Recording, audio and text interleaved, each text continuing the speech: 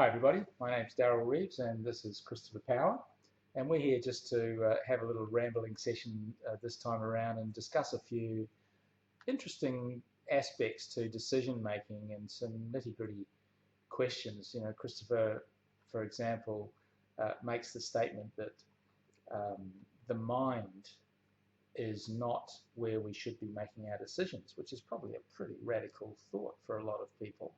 Um, and that our decisions should be made elsewhere. Tell us, Christopher, why is it that the mind has become redundant in the decision-making process? Um, that's an interesting way of putting it. Look, the mind has a realm in which it operates very naturally and easily. And that's the realm you could call of imagination and beyond, which we could go into later if you wish. The, when you experience your life, you're in a physical body. Okay, all of us experience that. We're in a physical body. But we also have a mind that doesn't really, where is it? Yeah, Where do you put your finger on it? Oh, that's my mind. it's in the You can realm say, of imagination, the realm of ideas, worry, yeah, all the things we do with it. Yeah, excitement. yeah. You can't put your finger on it. You can say, oh, look, I've got a brain in my head. Sure. Okay, so that's the part of your physical body that most intimately relates to the mind. Now, the mind also affects the whole rest of it, but usually through the way it impacts our brain, and then down through the brain, our nervous system and our brain tissue. So we've got this mind, but it doesn't actually exist in the physical world. Yeah. Okay. But we all have one. We're all aware of that. It functions here. It functions. Yeah. Well, it functions outside of time and space. Okay. Right? And we relate to it from within time and space. Yeah. Because we live in physical bodies that have height, that have width, and that have depth to them, which define space, and we move through time. Okay, so that's where our practical daily everyday life occurs, in time and space. That's where our world, our house, our universe, everything operates in. And in that world, there's order and structure and tangibility and materiality. But in the world of mind, there can be lack of structure or no structure at all. There can be chaos, there can be order, there can be everything in between. Yeah, well, in the world of our mind, we don't have the limitations of the physical world. Yeah. Right?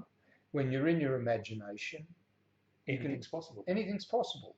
I happen to live on the 10th floor here, and if my mind says I can fly, yes, and it imagines I can fly, okay, well, fair enough, it can imagine it, and I can, in my imagination, go to the balcony and fly to the beach. Yeah. Right? But if I actually do that in the physical world, I've got to live with the actual consequences. Yeah, not a good. And I wouldn't live that long with them either. No. So there's a difference. There's the realm of our mind and the realm of our practical life. And for both, basically the history of the world, from atoms to minerals to trees and plants to animals, dinosaurs, mammals, the whole thing through, our bodies operated in sync with the physical world, right, via what we would call instinct, various levels of it, various levels of intelligence, but it worked for billions of years. Yeah. So we might have been at the top of the food chain, so to speak, but we were still really working harmoniously as a part of the corporation of nature. Yeah, yeah. We were all. Everything was in sync with everything else, and we've interpreted that intellectually as survival of the fittest and that, but when you really look at it, it's more like life seeking, cooperation, and seeking better forms of expression, and how can we have more fun in life, and how can we explore and develop and grow more. Okay, now at a certain point in our history, Homo sapiens sapiens, and the name's interesting, sapiens sapiens means who think, Homo sapiens sapiens turned up, and they had made the decision to make decisions with their mind that doesn't actually live in the world. Mm. Now, that created a very intense growth phase. Right. And I mean intense, very challenging growth phase, right? Because a part of us that doesn't live in the world was making decisions about how to live in the world, Yeah. while the world itself was evolving incredibly rapidly, okay? And the part of us that live in the world had to wear the decisions that were handed down, had to live with them. And at that point, that was appropriate because we were in a very, very intense growth phase. I've described it elsewhere as being very high risk, very high return strategy. It's kind of like having an alien come into your environment who's smarter than you are, who runs your world to the point that you actually become as smart or smarter than the alien. Well, yeah, but it's like that. But the alien was smart in a way that doesn't relate to the world. Yeah. Okay. Do you see what I mean? Yeah. Yeah. It's got all these wonderful theories, but it doesn't actually. It's like someone coming out of a university and trying to teach a group of people who live on the streets how they should live their life. Yeah. There's street smarts and then there's intellectual smarts, right? So it's the same thing as an intellectual coming from the university. Like monks from Bhutan trying to run American Congress. Exactly. So it's a huge learning experience for everybody. The monks go, "Oh my God, how do you deal with the American Congress?" And the American Congress is going, "How do you be a monk?" Well, they're going, "What do we do with these monks? Yeah. They don't fit into the normal pattern. We can't put them into." And so there's this intense period, and it wasn't so light-hearted.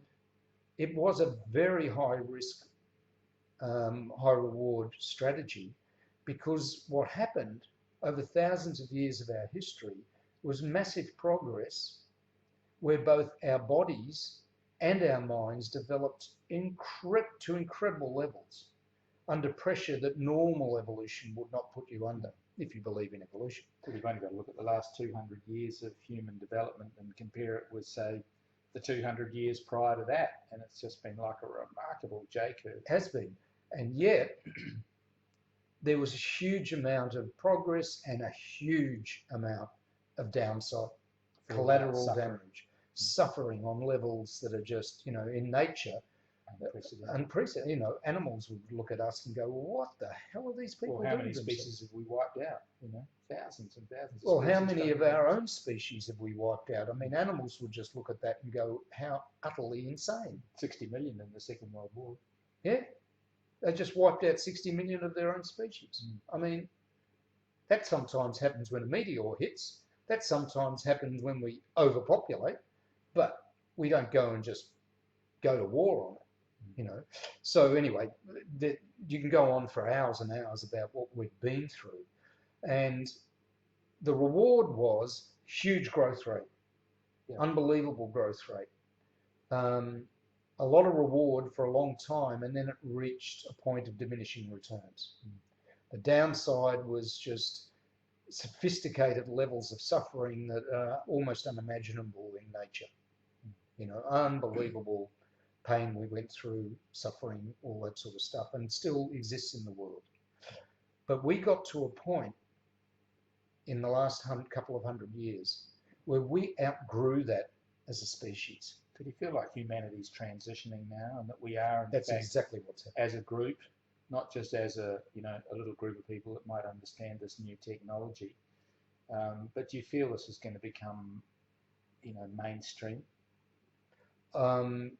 Do I feel that? I know that has to become mainstream. Right. Because if we keep making decisions with our mind in a world that's far more complex than the mind is now capable of keeping up with, on a conscious level anyway, then how close did we go to nuclear warfare all around the world in the 60s, potentially in the 80s as well?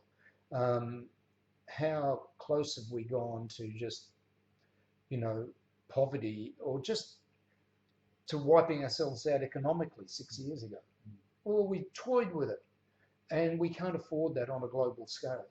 No matter how rich and elite and isolated you may be, if poor people in a certain part of the world are left to suffer, they start rebelling and doing things that have consequences in your life, that affect the markets, that affect your lifestyle, that can come into your city and blow up, buildings, and wipe that out. So now we need to be in a place where we do need to invest in assigning decision making to a more sophisticated, evolved part of ourselves, and allowing the mind to go back to what its normal and natural environment is, with the benefit of all the experience and growth that it's gone through, and then explore those environments, and then to get it in such a way that our body is responsible for living in this physical world.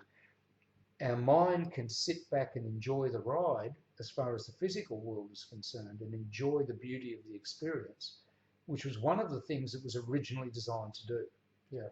We developed a self-reflective mind so we could look at our lives and see the beauty of it and enjoy it. Sure. But it also has the capacity to move through the realms of imagination and beyond, and come up with great solutions. I love how you talk about the realm of chaos, because that's relevant to this discussion here right now, where we could look at the world and it wouldn't be difficult at all to see where chaos is functioning in the world at the moment. And there is so much need for order to come. Are we all right? Yeah. So in terms of utilising the benefits of this methodology for decision making, how do we start to move as a species from the chaos that we have into an order that's going to be more wholesome and more beneficial on a broad-based scale for humanity? Okay, brilliant. One, we need to start using our inbuilt, now evolved natural intelligence built into our body to move through the world. The innate bodily intelligence. Yeah. And that has evolved immensely, and it's going through changes even as we speak. We're not just going back to instincts. It's not just about trusting your gut or trust your instincts. It's developed. We've developed as a species on a physical level in immense ways that we're just on the verge of discovering, and that are just on the verge of emerging in the children that we have. Okay, so we're on the verge. We've made that progression through that high growth phase, and we're now about to reap the benefits of it. As a way of, in a sense, compensating for all the hassle we went through, all the pain we went through. Okay, so on that level, we need to return the decision making back to the part of us that's most suited to do that in terms of the physical world. I can see that happening. That's the first step. I can see that happening, at a small level with interested parties. My question more relates to how do we get this happening on a broader scale, because it really needs to, doesn't it? Yeah. Well, look, is it kind of happening by itself in some way? It is, but it's happening with individuals and then groups and then spreading. It's not like we can suddenly convert everybody to it. Yeah. It's more like some people are starting to discover and experiment with and gain experience in this new decision-making approach, and testing it and proving that it works, and then sharing that. But each person needs to do that for themselves. Yeah. One other thing that's happening is the whole evolutionary process, or the growth process, if you're not a fan of evolution. The whole growth process is moving to a phase where people are being born that aren't suited to making decisions with their mind. We would think they were either savants or idiots, but in fact, they're suited to working either in cooperation with small groups of people, or working as very unique individuals who follow their own, what we would call inner authority, that inbuilt decision-making mechanism. So life is moving in that direction firstly. So it's not a matter of, oh, this is a good idea, let's test it out. It's a matter of it's happening. When you're going to get on board. And for those of you who hear this, well, at least someone's waving a flag and pointing in that direction, you might like to check it out. The other thing that's happening is the mind is slowly been shown that it doesn't have to spend all its time running your life. In other words, it's got so used to trying to figure out what's going on in the world that we're having a hard time getting it to back off and go back to what it's, because it's concerned for us. Yeah. There is a concern there. It's not just this airheaded intellectual thing. There is this concern for, well, if I stop running the life, what will happen to you? Mm.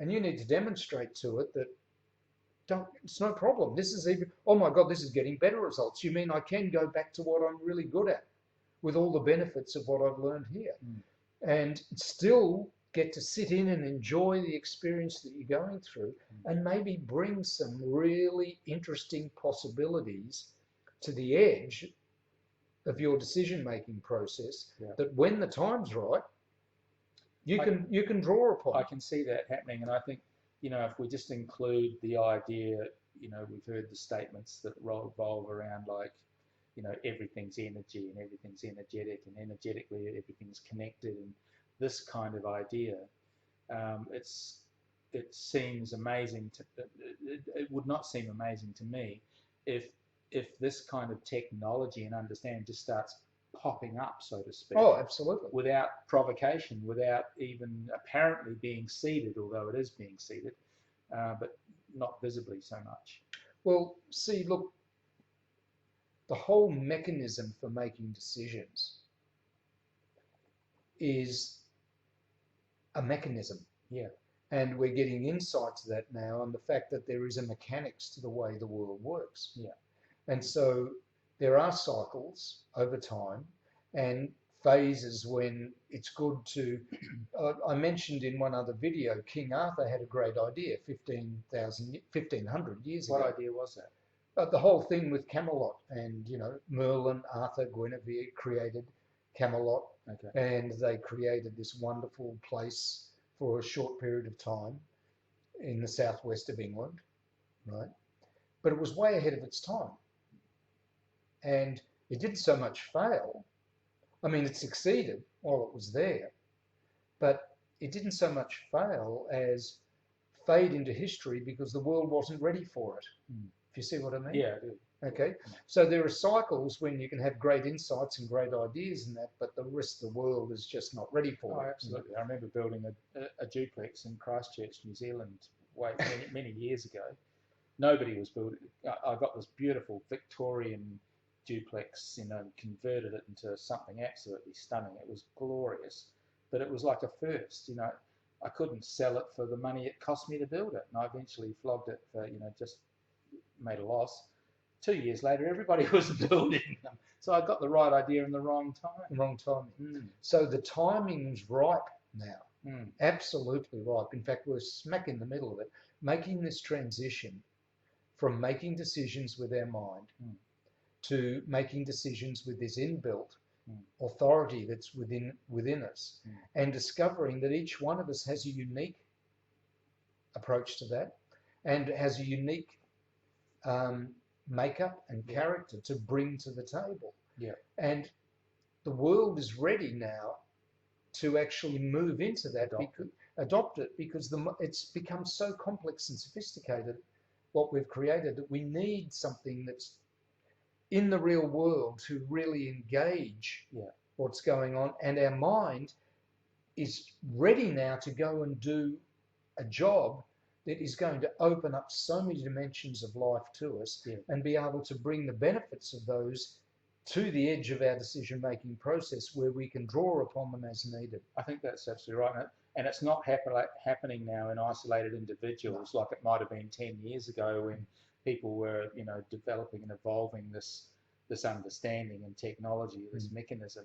But it's now happening, there's like a vacuum, if you like, of demand, pent-up demand that's building up for this kind of understanding, where very quickly we can share the concept with people, the idea with people, and they'll latch onto it and run with it and maybe take it to a new level beyond our own understanding. Well, as we make them aware, they can then start implementing it. It's not a theory.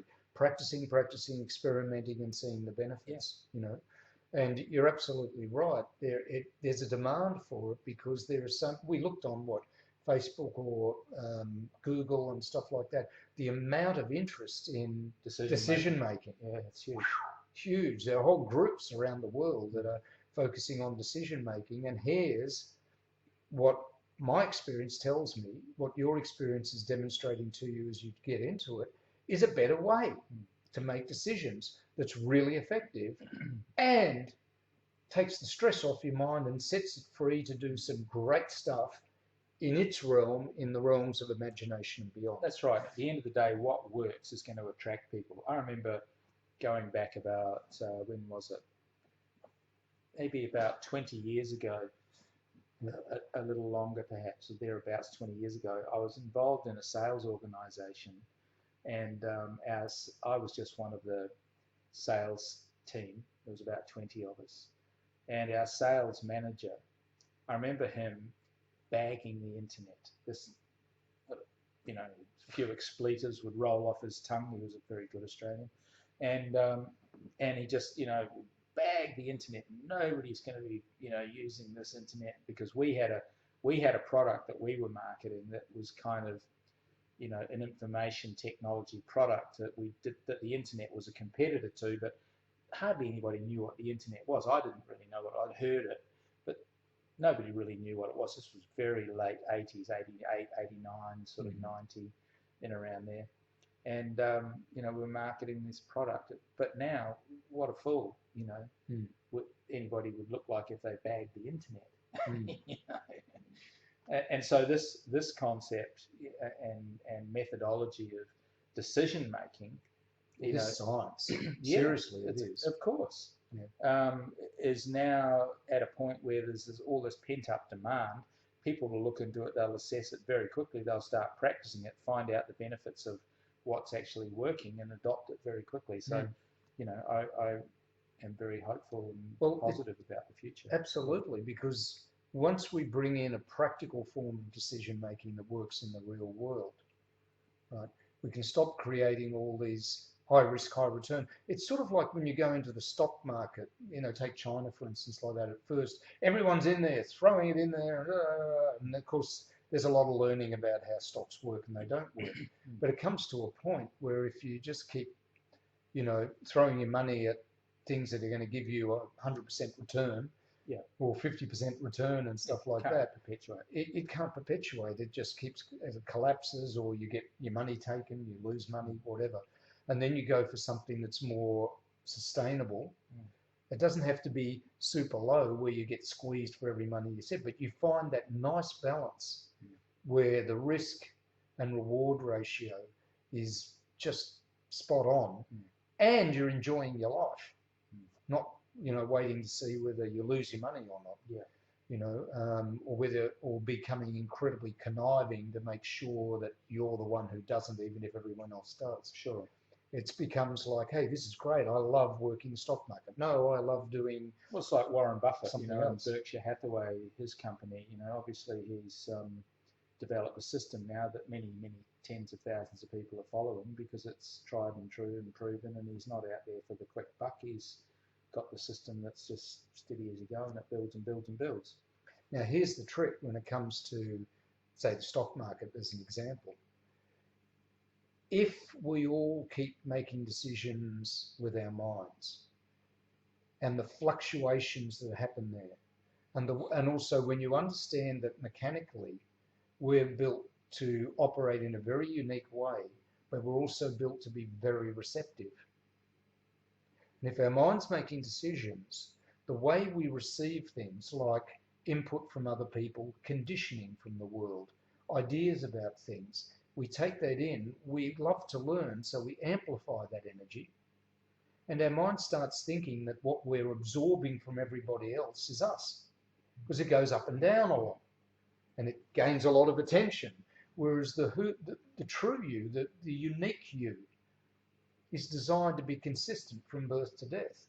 It grows, but it's consistent in its nature.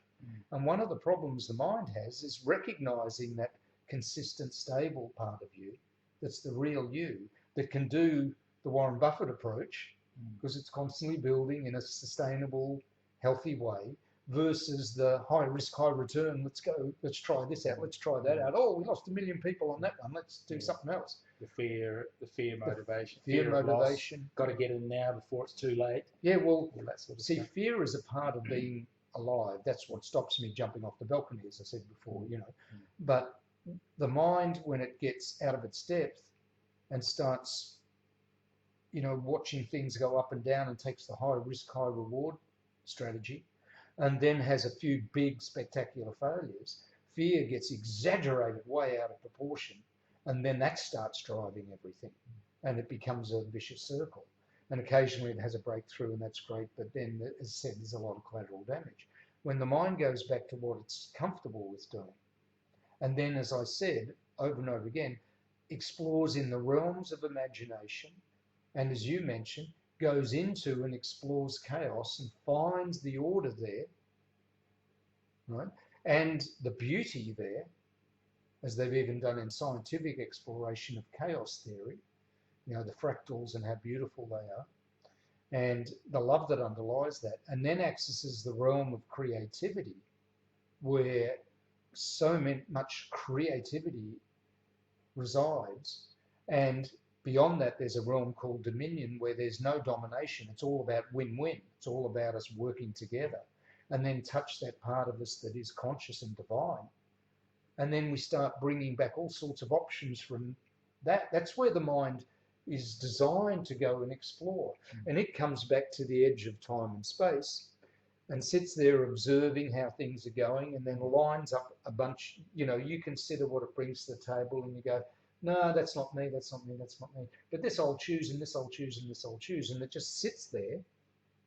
You've got all these choices, and then all of a sudden, something in your reality calls it forth, or something comes to you and says, oh, has anyone got a good idea about this? Or has anyone got an insight to that? Or has anyone got a creative idea that would bring some new order in an imaginative way to my business? Sure. And you go, oh, guess what? I got this one. The mind is like the larder, isn't it? The Absolutely. pantry. It's just making stuff and putting it there, and then it can display it on demand. And the beauty about the mind, that's a great example, is you might not need everything in that larder. In fact, you might only use 10% of it. Sure. But the fact that you've got all that stuff in the larder, it inspires you, it gives you hope. You're not going to starve. And it gives you a sense of strength as well, when you know that you're not going to run out. You've got more there where that came from. If you thought that was good, mate, I've got a whole lot more. And when the world's ready, if I'm still around,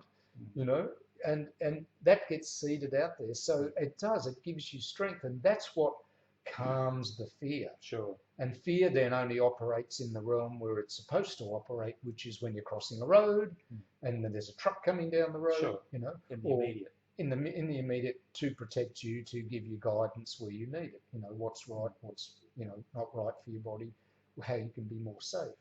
But that's what the lie does. Stocks up your larder, gives you the inspiration from there, and you call upon several of those great ideas. And you're not there to demonstrate all your ideas, because you're not trying to prove yourself. You're enjoying your life.